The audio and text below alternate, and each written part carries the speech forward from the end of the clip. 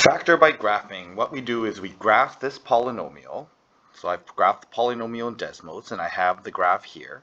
And what I'm looking for are the zeros. So I have zeros at -5, -1, +1.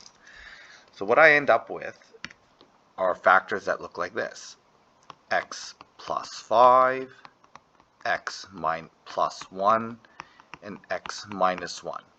Now, the problem with this is that this is a 5th degree polynomial, and I only have a 3rd degree polynomial so far. What I'm missing are 2 more roots. However, those 2 roots are going to be indicated by this little blip here. Now, they do not cross the x-axis, so they're in fact non-real roots. So we have to find those non-real roots. And the way we do this is we can actually just divide out by the factors, and we can determine what's left over, and what's left over should be a quadratic factor here, which in this case is not factorable from the quadratic because it has non-real roots. So to find that, we do this. I'm going to use synthetic division. So I have 4, 20, -3, -15, -1, and -5. And I'm going to first start with a +5. Okay, and then I'm going to do 4 times that, so that gives me 20, and I'm going to subtract. Okay, that gives me 0.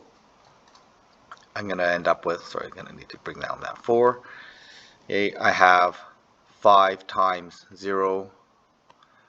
I subtract these, I get -3. Here I get -15. And that's going to be 0. That'll be 0, -1, and I end up with -5 and a remainder of 0. Okay, and then I do it again. Except this time I set it up with, I do it with the +1. So +1, I end up with 4, -4, -4, subtract these, I get +1. I subtract these, I get -1. I subtract these, I get a remainder of 0. And I should be getting a remainder of 0, otherwise these divisors, these factors here, cannot be factors because they don't divide evenly. So I set it up one more time, and I'm going to put my -1 in here, so I get 4, -4, 0, 0, 1, -1, and again I get my remainder of 0. So what's left over? I'm just going to put this in a different color.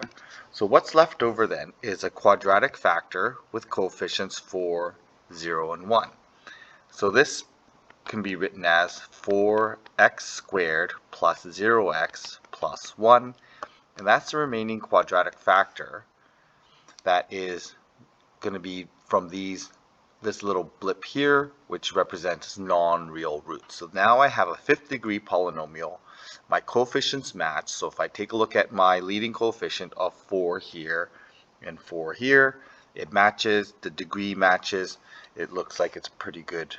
This is now factored. We cannot break down this quadratic any further because this is a non-factorable quadratic.